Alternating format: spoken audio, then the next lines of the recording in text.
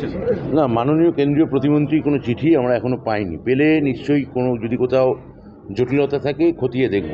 এক দুই, মাননীয় মন্ত্রী জানা উচিত ওইটার নাম এখন রুষা নয়, ওটার নাম এখন PM উষা। ওই প্রজেক্টের অর্থাৎ প্রধানমন্ত্রীর নাম যুক্ত করা হয়েছে এবং নিজেই বলছেন যে 315 কোটি টাকা দিয়েছেন এবং 1000 কোটি টাকার উপর বাকি আছে।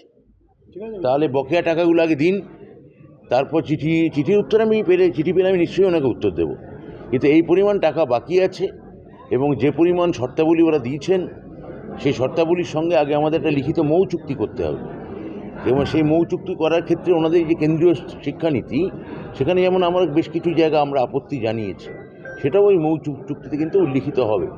ফলে কিন্তু এগুলো কোনো বিষয় না, বিষয় হচ্ছে সদিচ্ছা।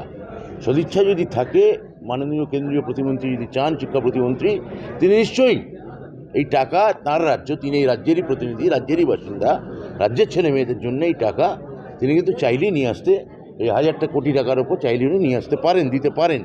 সেই পলিটিক্যাল এবং যে যে অ্যাডমিনিস্ট্রেটিভ উইল, ইচ্ছাশক্তি, সেইটা আমরা দেখতে পাচ্ছি কিনা সেটাই কথা। আরেকটা বিষয় হচ্ছে যে সুপ্রিম কোর্টে আপনারা নাকি যাচ্ছেন গ্রুপ সি গ্রুপ ডি যোগ্যদের তালিকা প্রকাশ নিয়ে, যেটা কলকাতা হাইকোর্টের মাননীয় বিচারপতি। এটা আমি এসএসসির সঙ্গে কথা না বলে আমি বলতে পারবো না ওরা কী সিদ্ধান্ত নিয়েছে, আমার সঙ্গে কোনো কথা হয়নি। একটা বিষয় হচ্ছে মাধ্যমিক নিয়ে, মাধ্যমিকের যারা রেজিস্ট্রেশন করেনি তাদের কাছ থেকে 5000 টাকা করে জরিমানা চাওয়া হচ্ছে, এতদিন রেজিস্ট্রেশন করেনি। এটা হাইকোর্টের একটা অর্ডার ছিল,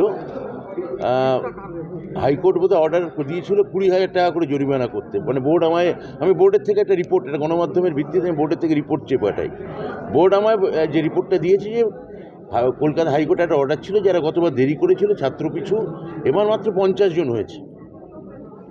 তো গতবার এটা খুব ডিলে হয়, তো হাইকোর্ট অর্ডার দেয় যারা ইচ্ছে করে ডিলে করছে তাদের 20,000 টাকা করে ফাইন করতে হবে। তো বোর্ড সেটা কমিয়ে টমিয়ে হাইকোর্টে যেহেতু অর্ডার আছে 5,000 টাকা করেছে। আমি বলেছি এটা বোর্ডের ব্যাপার, দপ্তর এখানে বোর্ডের ক্ষেত্রে হস্তক্ষেপ করবেন।